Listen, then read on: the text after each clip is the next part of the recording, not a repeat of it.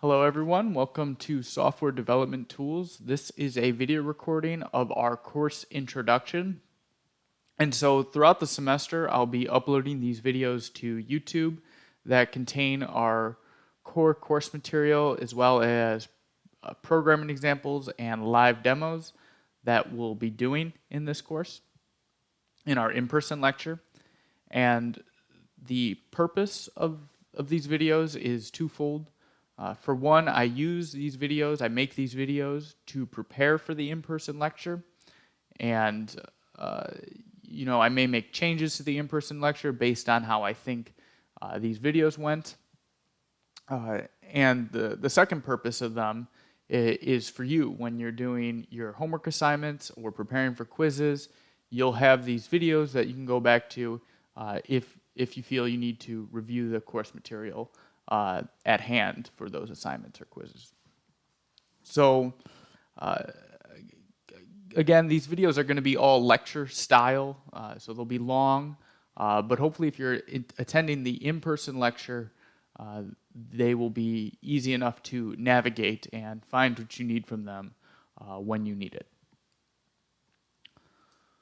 Okay, so let's talk about this course. So this course is almost entirely based off of industry experience, in particular my industry experience at these organizations.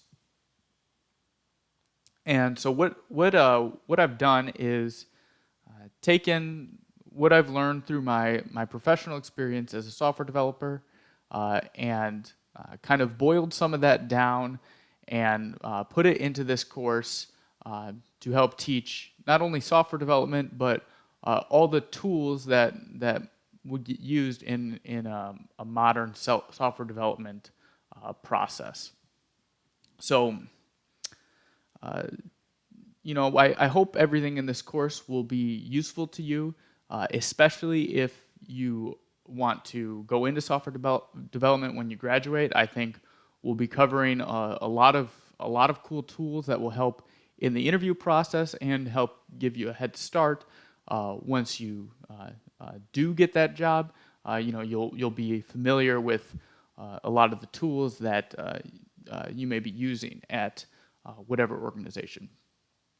And also, even if you're not interested in going to work as a software developer, if you're more interested in academics or academic research, I still hope that we're going to show a lot of productivity tools in this course. Hopefully those tools will be of interest for your research. In fact, I use everything I talk about in this course. I also use in my academic work. So I hope it'll be useful for you in that sense. Either way, one caveat I want to mention though is that this course is biased towards my professional experience at these organizations, and had I worked at different organizations, that could have yielded an entirely different course that I'd be teaching right now. Different organizations do things in very different ways. Even different software development teams within the same organization can do things in different ways. Again, just keep that in mind. This is all biased towards my industry experience, but hopefully most of it is transferable to wherever you may want to work after. So let's talk more about software development. So we want to think about software development more holistically. So we don't want to just think of ourselves as programmers or people who write code. We want to think about the whole software development team and all the different roles people play to contribute to the process of software development.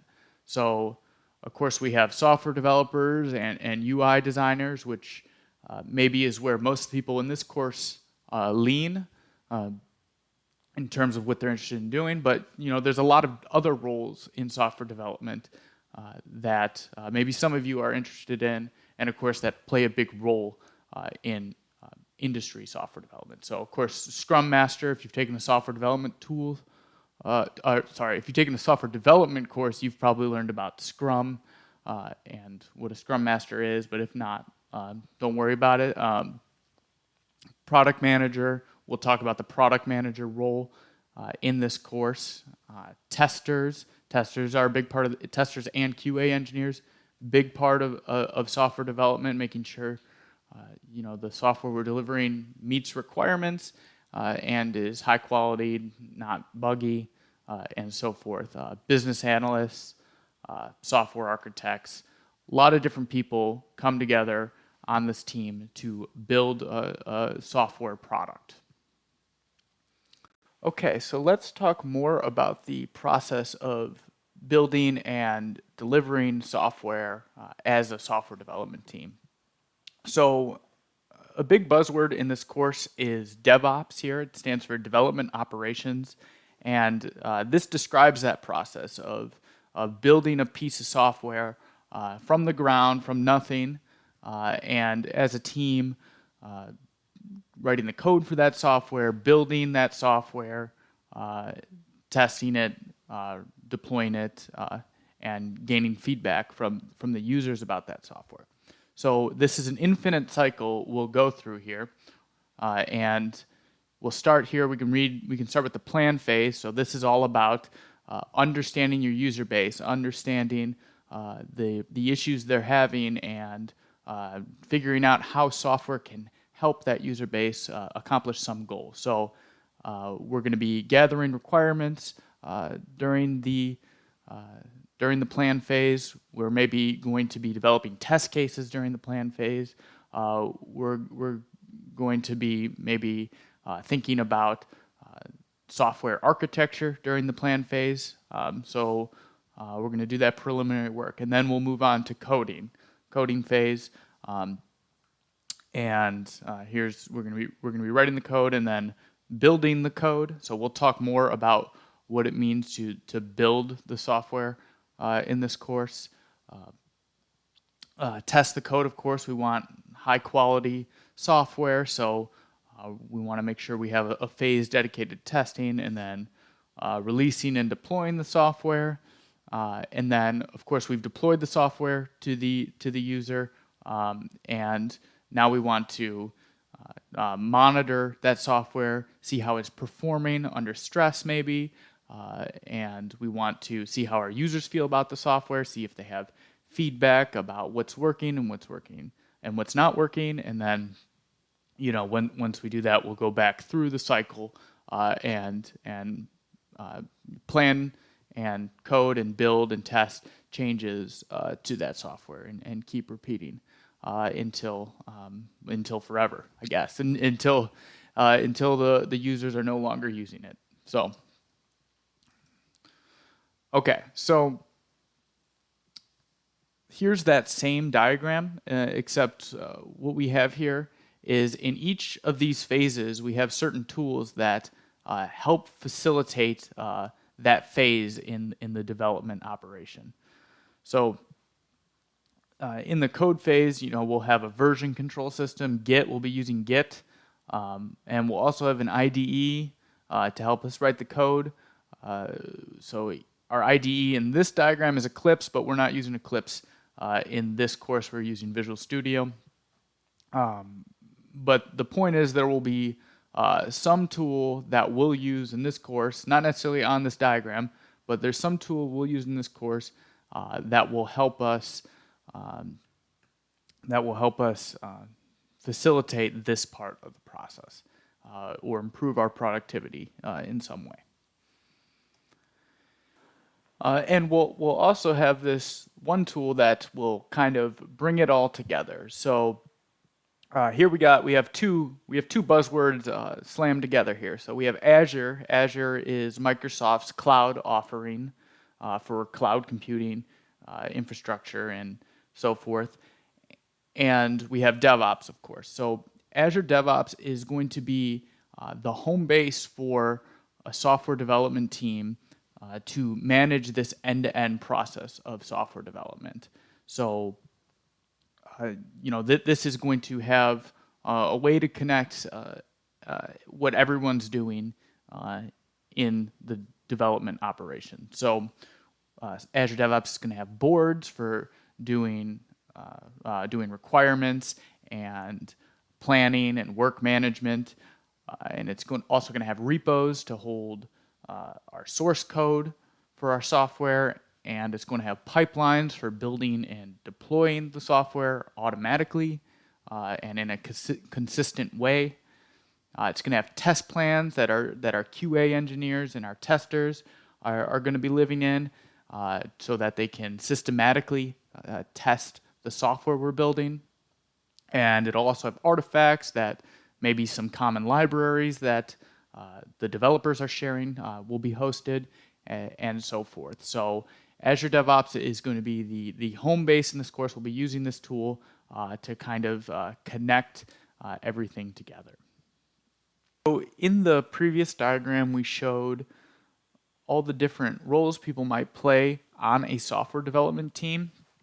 But for the sake of this course, we're going to simplify those roles into just these 5 roles, just so we can package it all into one class. So of course, we'll have the software developer / programming role, and this is where we'll start, so we'll be talking about this shortly. But briefly, the other roles we'll be covering is the software tester role or the quality assurance role. So we're going to talk about unit testing our software. We're going to talk about system testing our software, reliability testing, security testing, kind of user interface driven testing. So these different types of testing that can be done on software to ensure a high quality product.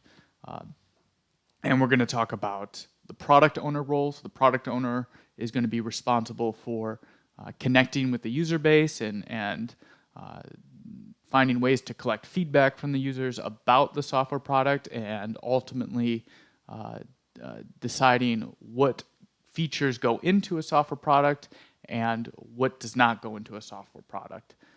So they'll play a big part in designing requirements, or as we'll talk about, designing user stories. We'll talk about the deployment engineer role. So deployment engineer is going to be responsible for taking the code of a software and building it, packaging it, and deploying it to users in a consistent way. So we'll talk about some of the tools that will help in that process, and we'll show how that might look depending on what medium that software is being delivered in. For example, if the deployment process is going to be different for deploying a mobile application versus deploying a web app or a Windows desktop app. So we'll look at at least one of those deployment processes. And then the last role is the business / data analyst role. So we'll talk about kind of getting real data from the world and doing some analysis on that data and kind of describing what we find. So we'll do a little bit of that in this course as well. But where we'll start here is a course with the software developer or programming role, and these are the tools we're going to need to learn right out of the gate in this course so that we can complete our first homework assignment. If we don't learn these tools, we won't be able to do the first homework assignment. So, we're going to get started today even. So, of course, we have C#. That's going to be our language for this course.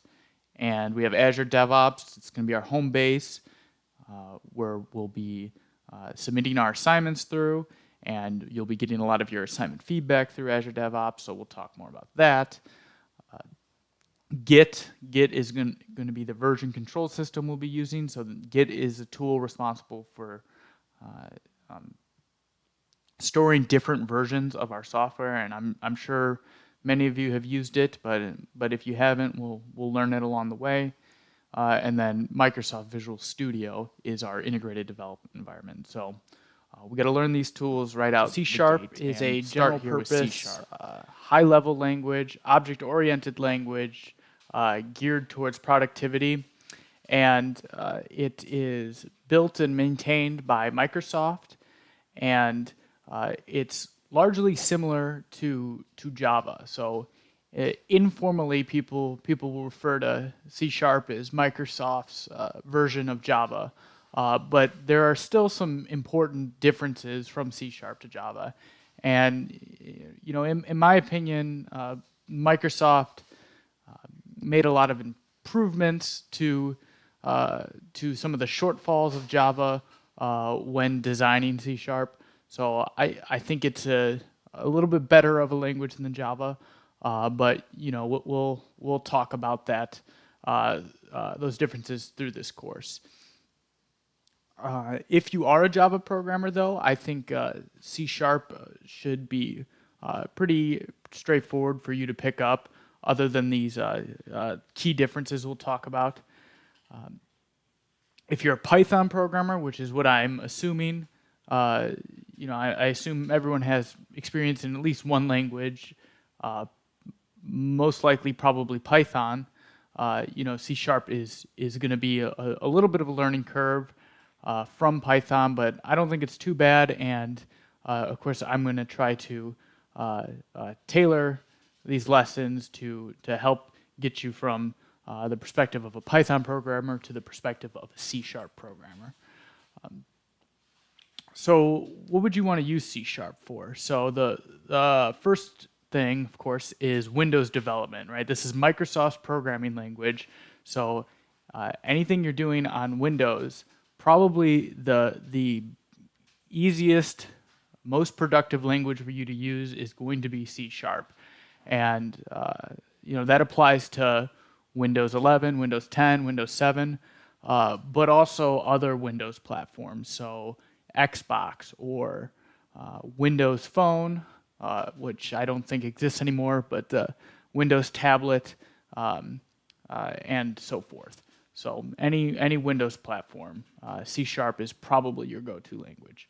But more recently, Microsoft's made a big push to make C# more cross-platform.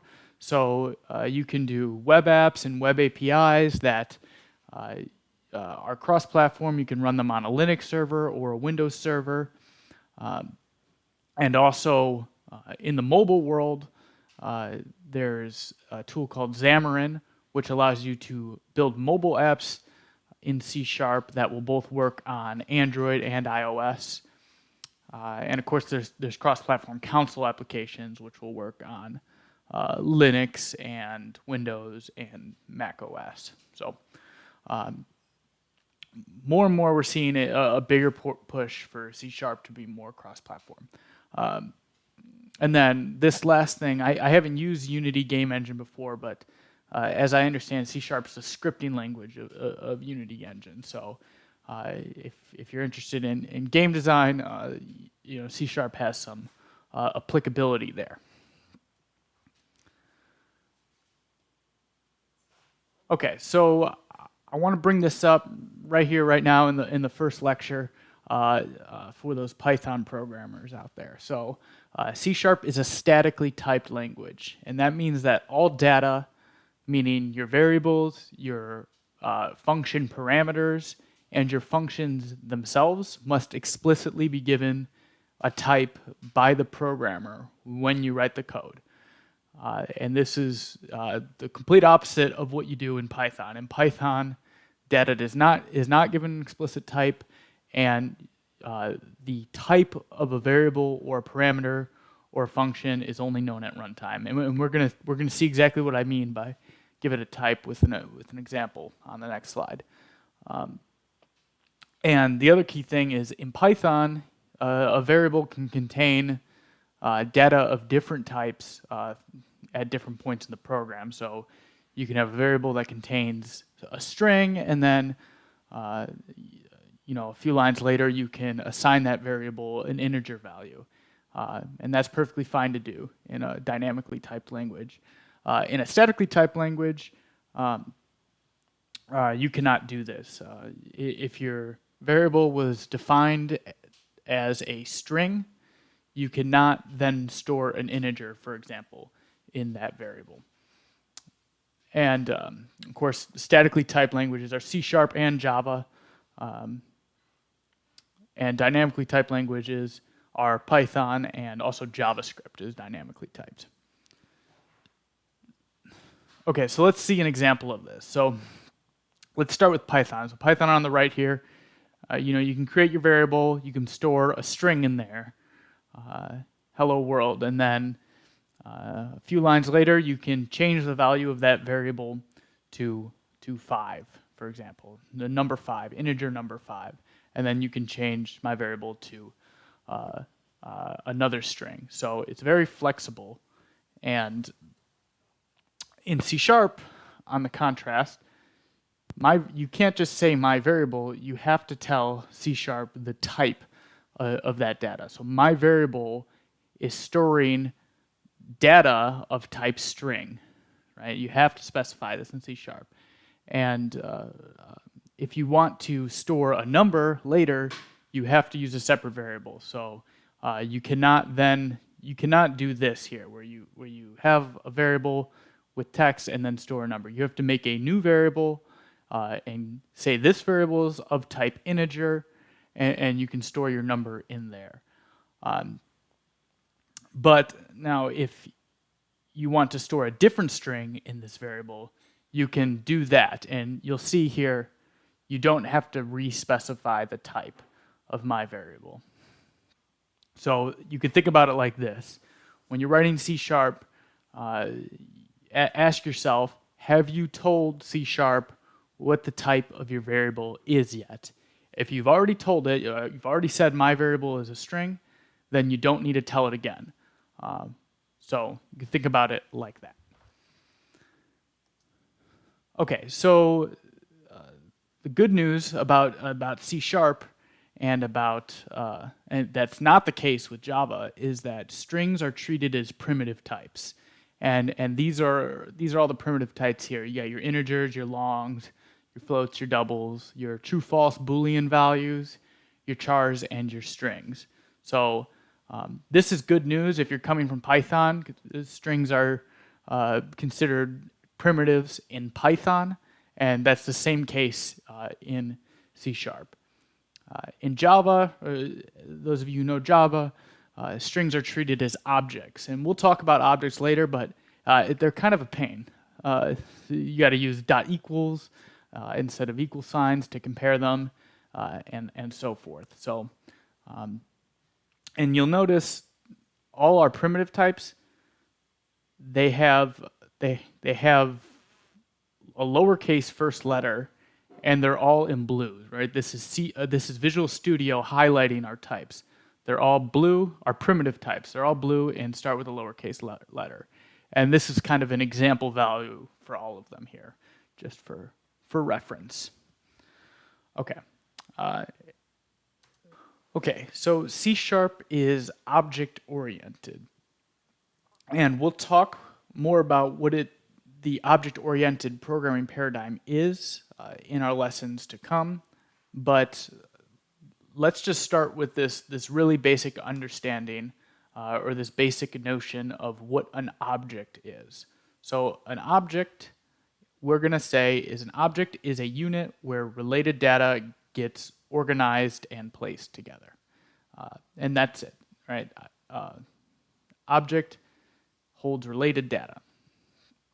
Okay, and then functions that use this data are placed alongside the object. I'm using kind of alongside, loosely speaking. They're placed alongside the object in what we call methods. And so we're going to see how you create these methods and how they're stored, alongside your object. Okay. And the important thing to know here is that C# and Java are designed and built around the object-oriented programming paradigm. And languages like Python and JavaScript are not. So in Python and JavaScript, they were not object-oriented at all when they were first designed.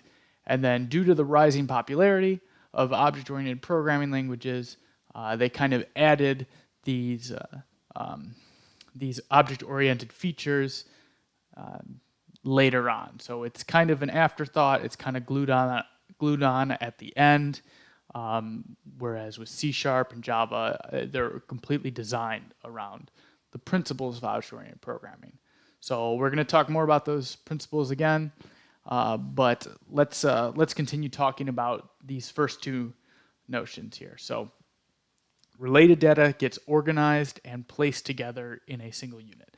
So the equivalent of this in Python is really dictionaries, right?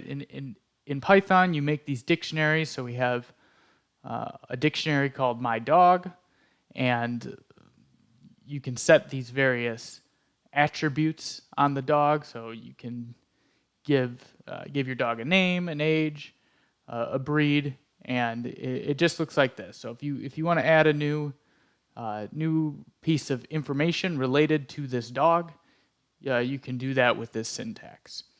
Okay. And in C# we do something similar. So what I said before is still true. So we have a variable called my dog, and any variable needs to have its type to the left of it. So my dog is of type dog. And then our syntax changes a little bit though. So we go mydog.name to declare what the name of the dog is, mydog.age, mydog.breed. So we can see on the surface how the syntax changes between Python and C#.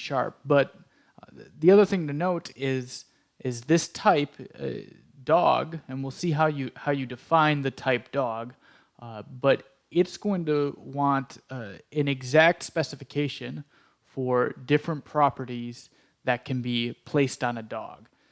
So, for example, a dog can have a name, it can have an age, and it can have a breed, but for example, a dog can't have a mortgage.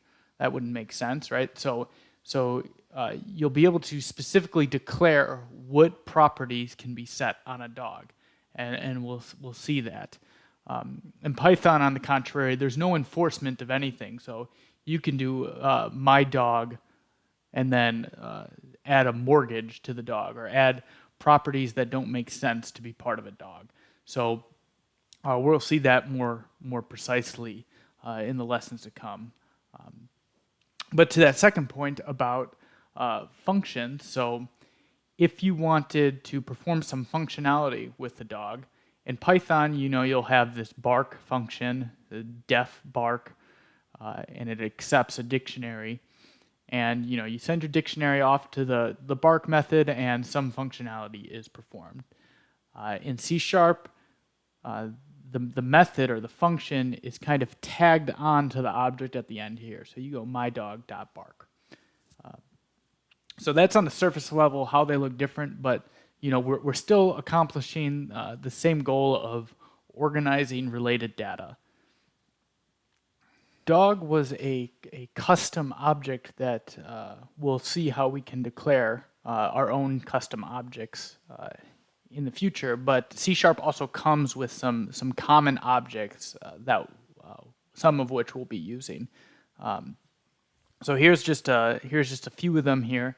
So the random object, we're going to use that in the demo, random object for generating random numbers. But also the datetime object is another one, and that will be used in the first homework assignment.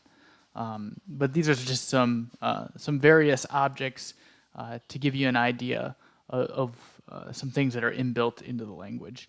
And you'll see here, on the left is the type, right? So what you put to the left of your variable, and to the right here is an example of how you create one of those objects. And so we'll talk about more what's going on here, but how you create a new datetime object doesn't look the same as how you create a new URI, or how you create a new random. So, or how you create a new list, right? So list is another type of object in C#. So we'll talk about that in the future. Okay, so let's switch gears for a minute from C# to talking about Visual Studio.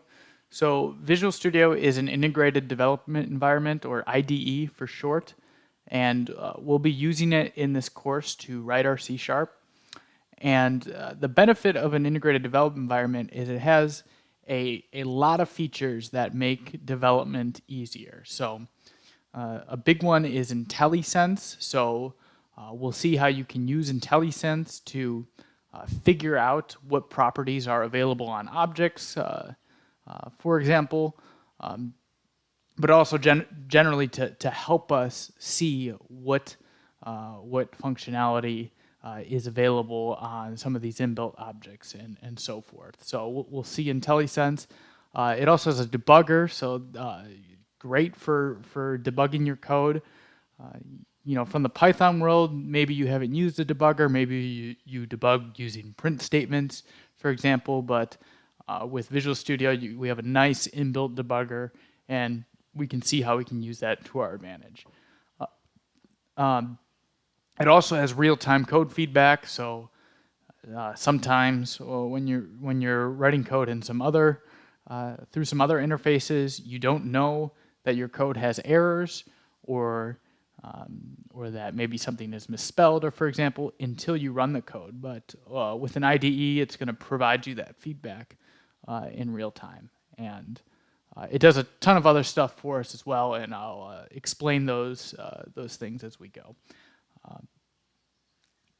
Of course, Visual Studio doesn't just work for C#. It works for a bunch of other languages as well. Some of them listed down there.